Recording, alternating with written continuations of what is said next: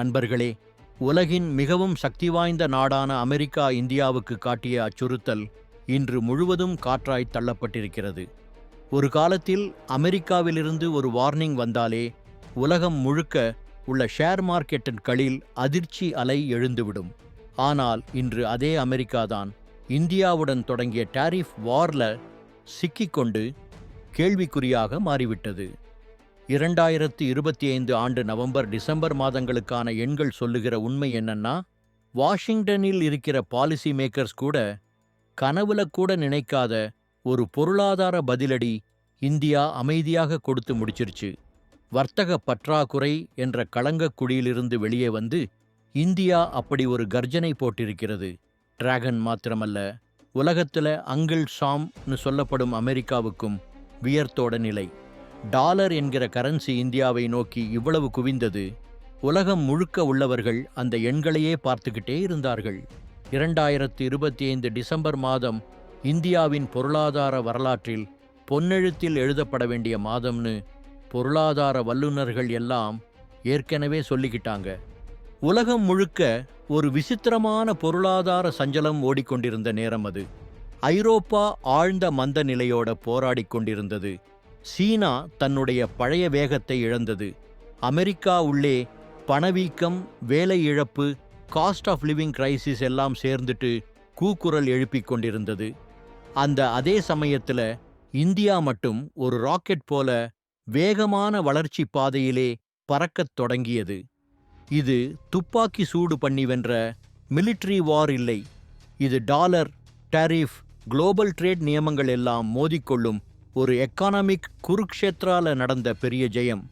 எல்லை ஓரத்தில் சிப்பாய் மாதிரி நிற்காமலே டேபிள் மேல ஃபிகர்ஸ் கொண்டு, பாலிசி கொண்டு, ஸ்ட்ராட்டஜி கொண்டு உலகின் பெரிய வல்லரசுகளையே இந்தியா சதுரங்கம் ஆட்டி தரையில் போட்டுவிட்ட கதை இது. டொனால்ட் ட்ரம்ப் மீண்டும் அதிகாரத்திற்கு வந்த உடனே உலகையே குலுக்கிய அந்த அனௌன்ஸ்மெண்ட் ஞாபகம் இருக்கா? அமெரிக்க நலன்களுக்கு எதிராக போகிற எந்த நாட்டுடைய ப்ராடக்ட்டுக்கிட்டையும் 50% 100% வரைக்கும் டாரிஃப் போடுவேன் அவர் வெளிப்படையா சொன்னார். கனடா கலங்கியது, மெக்சிகோ பதற்றத்தில் விழுந்தது, சைனா கோபத்தில் கொதித்தது, பிரிக்ஸ் நாடுகள் எல்லாம் அதிர்ச்சியோட பார்த்தது. இந்தியாவிலும் அப்போ ஒரு ஜென்யூன் அச்சம் எழுந்தது. இப்போ நம்மளோட எக்ஸ்போர்ட் நின்று போயிடுமா? நம்ம ஃபேக்ட்ரிஸில் லாக் போட வேண்டிய சிட்டு வருமா? லட்சக்கணக்கான வேலை வாய்ப்புகள் ஆபத்தில் போயிடுமா? ஆனா நடைமுறையில் நடந்தது இதுக்கு ஆல்மோஸ்ட் எதிர்மாறா இருந்தது.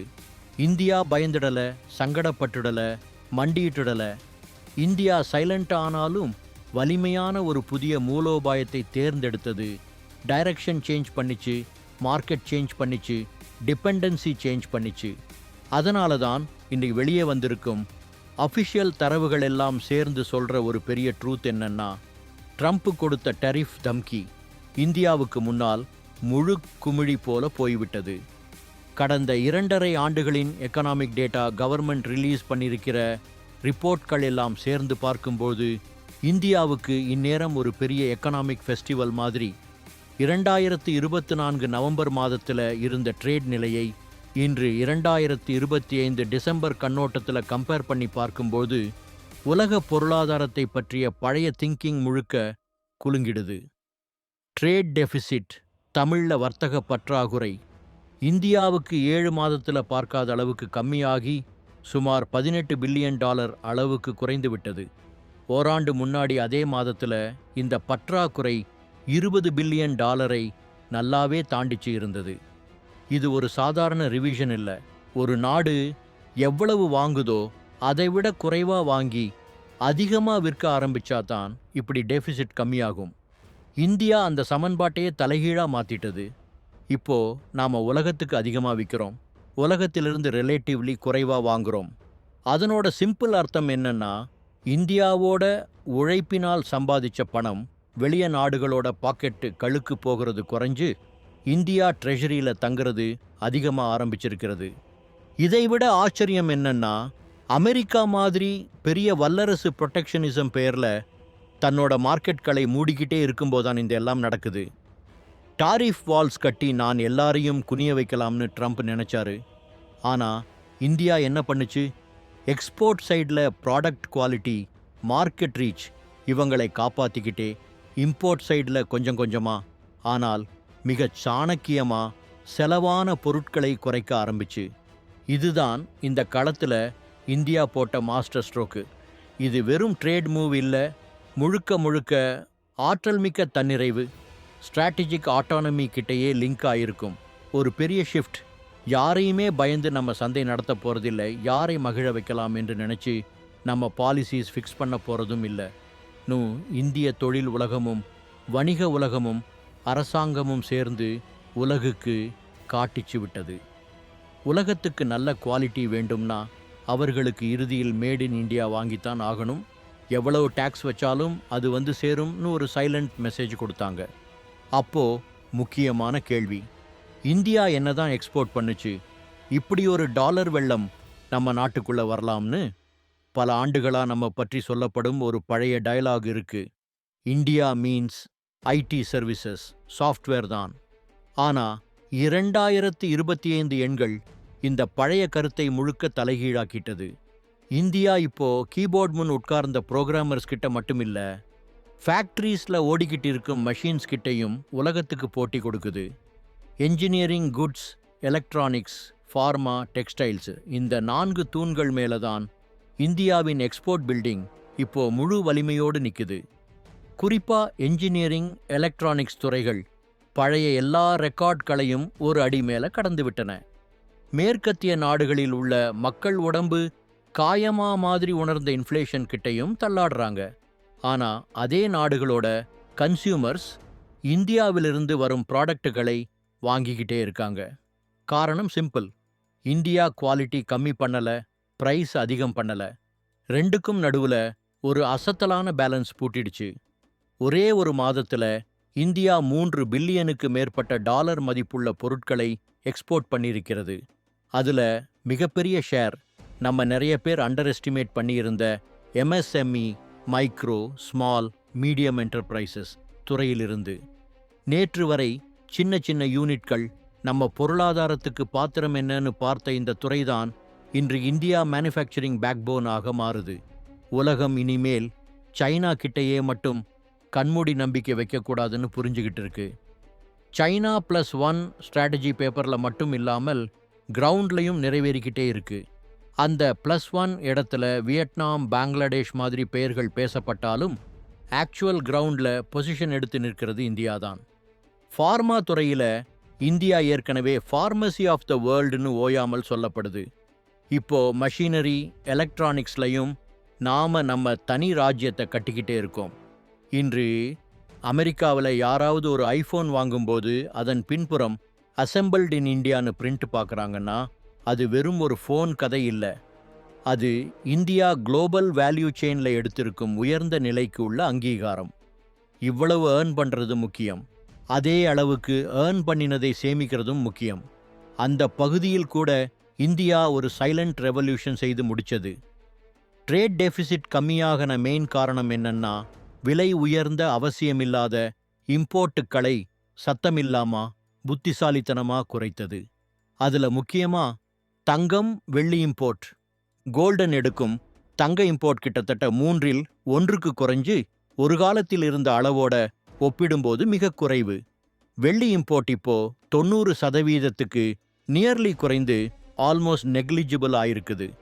இதை கேட்டவுடனே சிலருக்கு தோணலாம், இந்தியர்கள் தங்கம் வாங்குவதை விட்டுட்டாங்களா? இல்ல நண்பர்களே, கேள்வி அது இல்ல. உண்மையான கேள்வி, இந்தியர்கள் புரிதலோட கணக்கோட இருக்க ஆரம்பிச்சிட்டாங்களா? அதுக்கு ஆன்சர் தெளிவா ஆம் தான். உலகம் முழுக்க அன்சர்டன்டி அதிகமாயிருந்த, கோல்ட் பிரைஸ் வானத்தை தட்டி கொண்டிருந்த காலத்துல இந்திய பயர்ஸ் தங்கள் காதை கூலாவ் பண்ணி இப்போ வாங்க வேண்டிய நேரம் இல்லைன்னு முடிவு பண்ணி விட்டாங்க. அரசாங்கமும் பாலிசி லெவல்ல பல கட்டுப்பாடுகள், டியூட்டி அதிரடி, டிஜிட்டல் முதலீடுகளுக்கு தள்ளுபடி மாதிரி மூவ்ஸ் கொண்டு இதுக்கு சப்போர்ட் கொடுத்தது. இன்றைக்கு இந்தியர் பணத்தை தங்கக் கட்டிகளா லாக்கர்ல போட்டு வைத்து தூங்கிக்கிறதுக்கு பதிலா ஸ்டாக் மார்க்கெட்லையும் பிஸ்னஸ்லையும் இன்ஃப்ராஸ்ட்ரக்சர் ப்ராஜெக்ட்ஸ்லையும் ஓட வைக்க ஆரம்பிச்சிருக்கிறாங்க. பெட்ரோலியம் இம்போர்ட்லையும் 25%க்கு நியர்லி சமமான ஒரு பெரிய சரிவு. அதுக்கு காரணம் இரண்டே. ஒன்று, எனர்ஜி துறையில் இந்தியா மெதுவாயினும் சாலிட் தன்னிறைவு பாதையில் நடக்குது. 2, ரஷ்யன் க்ரூட் மாதிரி சீப்பர் ரிலையபிள் ஆல்டர்னேட்டிவ்ஸ் கண்டுபிடிச்சு அதையே லாங் டேர்ம் டீல்களால் லாக் பண்ண ஆரம்பிச்சிட்டோம். ரஷ்யாவிலிருந்து எடுத்துக்கொண்டு வரும் சீப்பர் ஆயில் ரிஃபைனிங் செய்து மறுபடியும் எக்ஸ்போர்ட் பண்ணும் ஸ்ட்ராட்டஜி எல்லாம் சேர்ந்துதான் இந்த கதை. ஆமா, இம்போர்ட் குறைஞ்சது சிலருக்கு வீக் டிமாண்டு போல தோன்றலாம். ஆனா இங்கே அது பலவீனம் இல்லை, ஸ்ட்ரெங்த் சிக்னல். நம்ம ஃபியூச்சரை பாக்கி நாம அடாப்ட் ஆகுறோம்னு உலகுக்கே சொல்லும் ஒரு சின்னம்.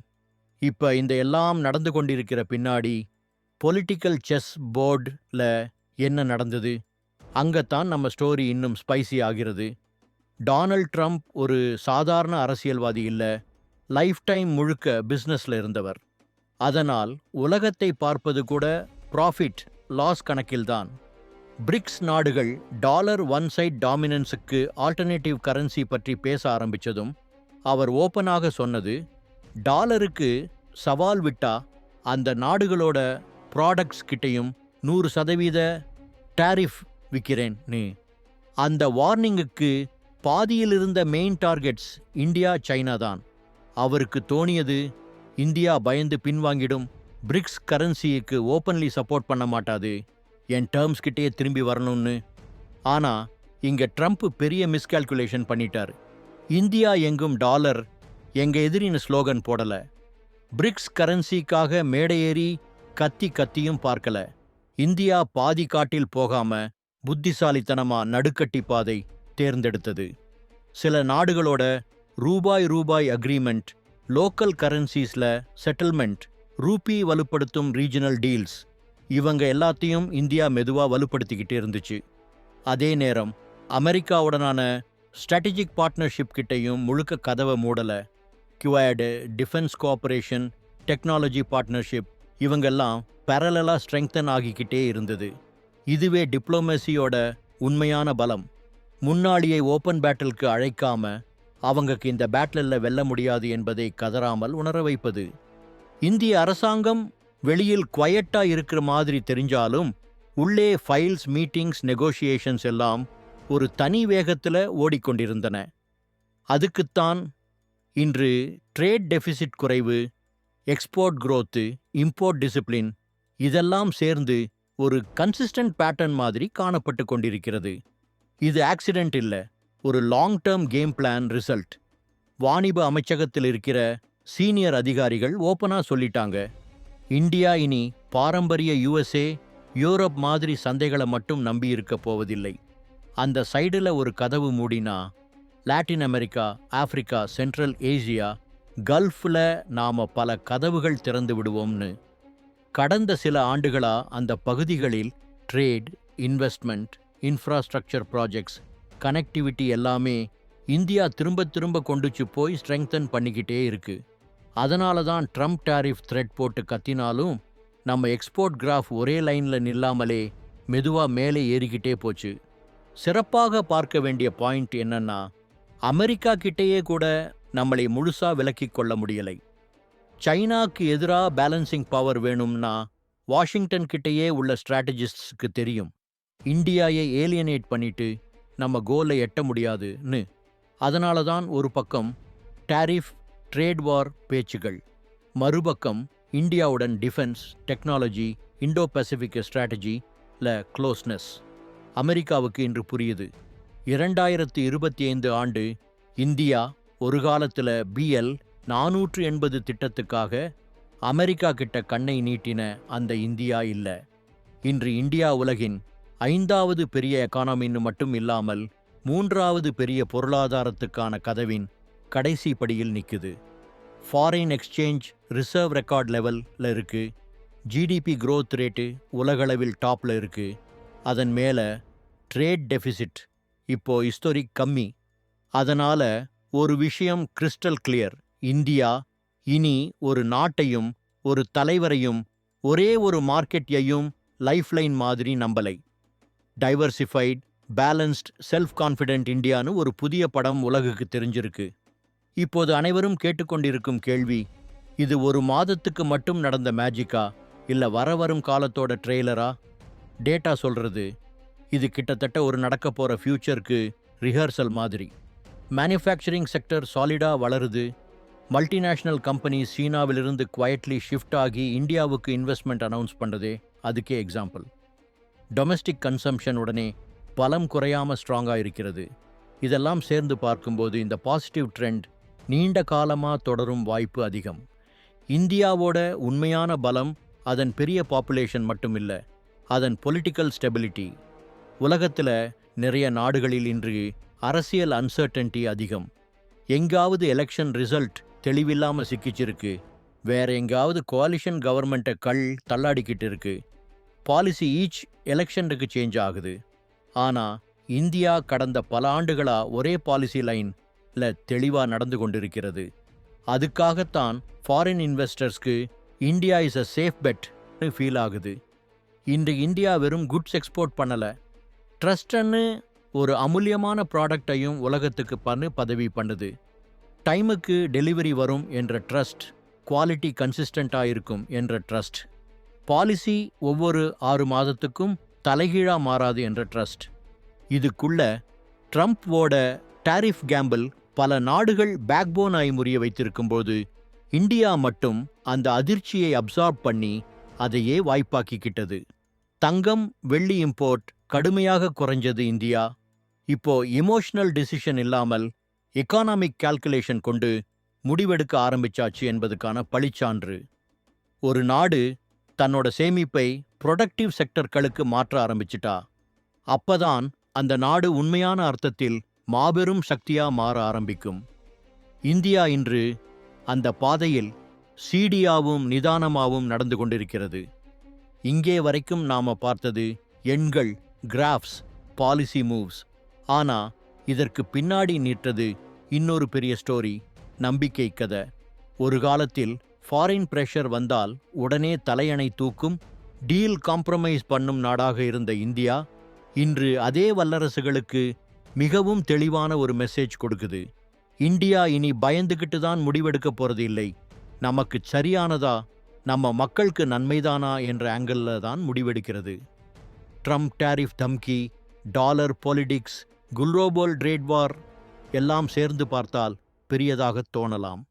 ஆனா இந்த புதிய நியூ இந்தியாவோட உறுதியோட ஒப்பிடும்போது அந்த எல்லா அச்சுறுத்தல்களும் இன்னும் சின்னதா காட்சிப்படுத்தப்படுது.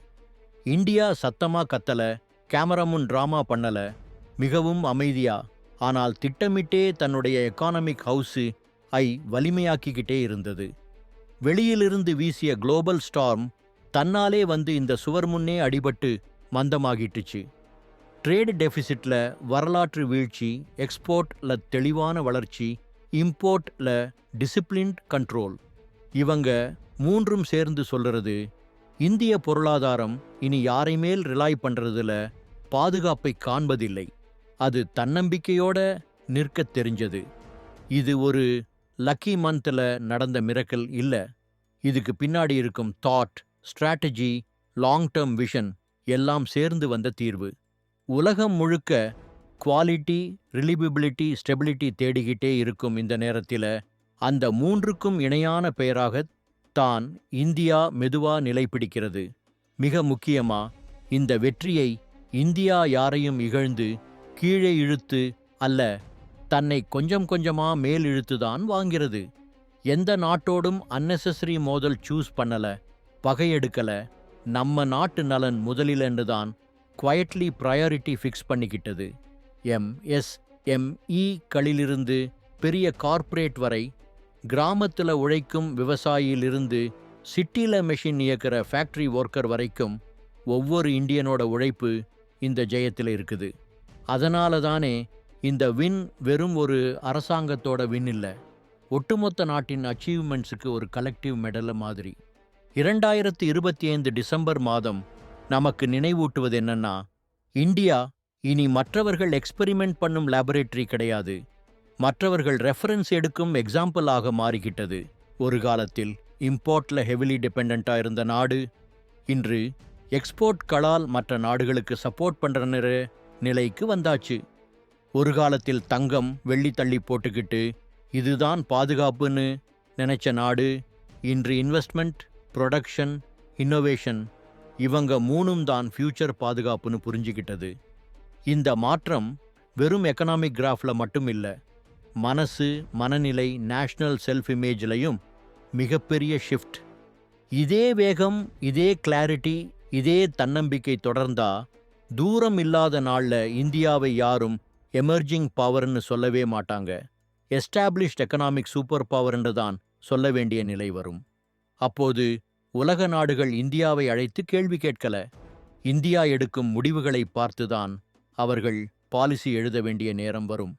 இப்போ இந்த முழு பேக்ரவுண்ட் கதை முடிஞ்சதும் நம்ம இரண்டாவது பெரிய ஸ்டோரி கிட்டேயே வரோம்.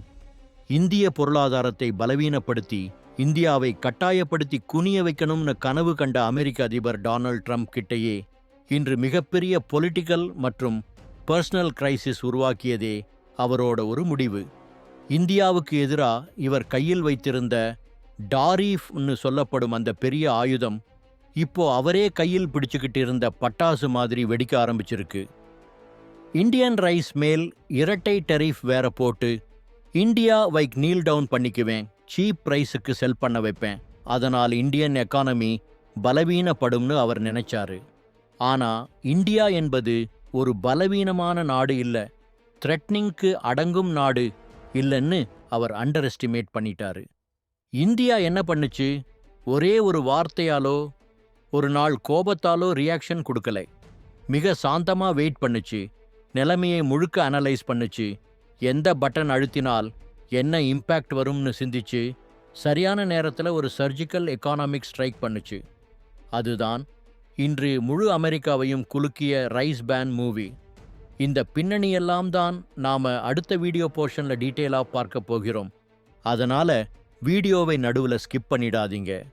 இப்படிப்பட்ட தரையில் நிற்கும், டேட்டாக்கு அடிப்படையாயிருக்கும், எந்த வலிமையிடத்துக்கும் பயந்துக்காம சொல்லப்படும் உண்மைகளை முதலில் நீங்க தான் கேட்கணும்னு நினைச்சா இப்போதே இந்த வீடியோவுக்கு ஒரு லைக் போட்டுடுங்க.